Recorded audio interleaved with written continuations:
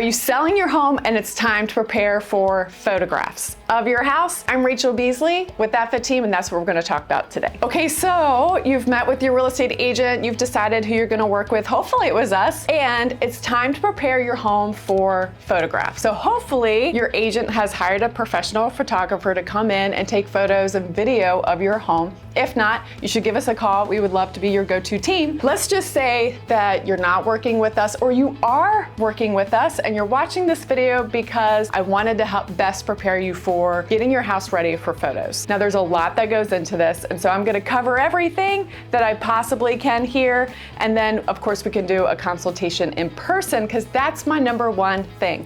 Number one, have your agent come to your home, walk through the house, take notes, and listen to how they would suggest kind of staging things and moving things and preparing your home for that photographer. Here's what it looks like. Highly suggest that you declutter your home. What you want is buyer's first impression of your house, which is going to be those pictures that makes them want to call their agent and get inside your home. You want the impression of the home to be that it's wide open, big spaces. You want people to be able to imagine their stuff in your space, even from the photographs. So you're gonna declutter. Let's say you have like big, beautiful furniture, or you've got a room that has a lot of furniture in just because you love collecting furniture, and that's okay. But you're gonna wanna try and just condense some of those things down. So if there's like a table you could remove, or a bookshelf you can remove, those are things that your agent or me is gonna walk through the home and actually walk you through, like, hey, let's go ahead and remove this from the room. It's gonna make it look this much more open. We'll place this chair here, put that lamp here. So basically we're giving you like a staging consultation to help you with what you have in your home and how to best make it work in your space. Another thing you're gonna wanna declutter is those surfaces. So we all like stuff. You want your surfaces to be as cleaned off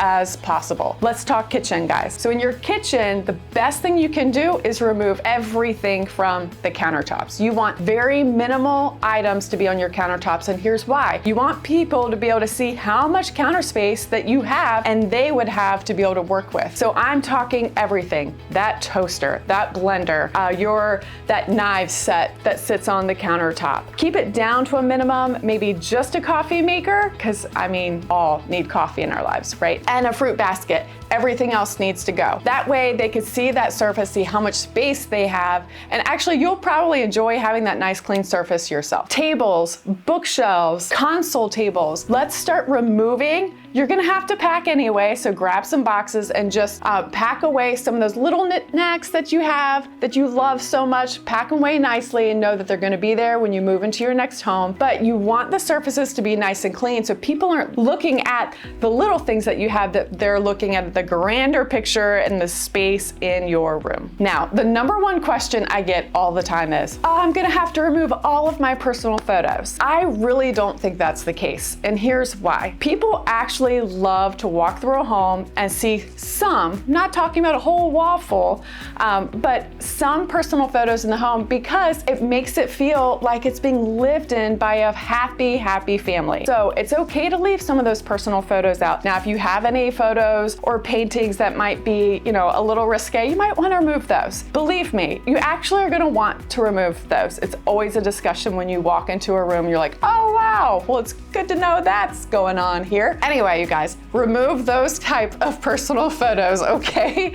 But leave up a few that are very tasteful, that people can see that you are a happy couple or a happy family living in that home. All right, now let's get a little bit more practical. Do you have any lamps, or do you have any lighting fixtures that you've been waiting to change the bulbs on, or the bulb is out? It's time to do that before your photos. So go through the house, make sure that every single lighting fixture and every single lamp has a light bulb in it that's working. It kind of goes without saying, but you're probably gonna wanna get your home deep cleaned or spend the weekend deep cleaning it yourself. But you definitely wanna make sure those windows are cleaned, all surfaces are clean, your baseboards and all of that. A good photographer can do some awesome editing, but you still want your home to be nice and clean before you start having showings anyway. And so I always suggest doing the deep clean before the photos. Now, we all have personal items that we love, but I actually highly suggest, if you have some like really wild, crazy, loud colors like on a bedspread or your like throw pillows on a couch, I would probably change those out with something a little bit more neutral or solid for the pictures, just so that people are actually not looking at the like bedspread itself, but they're looking at the space. It's just a suggestion. You don't have to do it, but it actually can make a big difference in your photos. Curtains, guys. So you're gonna want to actually go through the home before the photographer gets there. You're turning on all of the lights and you're gonna open up all the curtains so that natural light can come into the home. Most photographers are actually gonna wanna take photos of the house between the hours of like 11 a.m. to about 2 p.m. The sun is pointing straight down, and so you have less shadows in the home and on the exterior. So,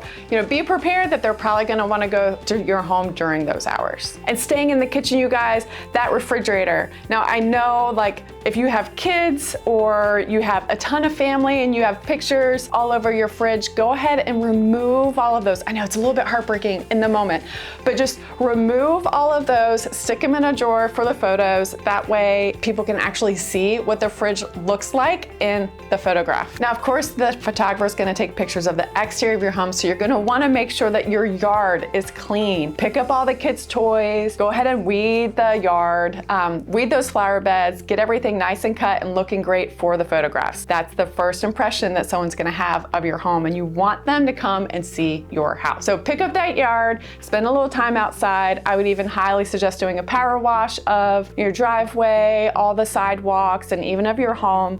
Make sure that there's no debris on the roof of the house, because that can be very noticeable in photos also. And then you know what, you guys, if you have a pet, we all love our furry animals. But if you have a pet, you're gonna wanna remove your pet from the home while the photographer's there taking photographs.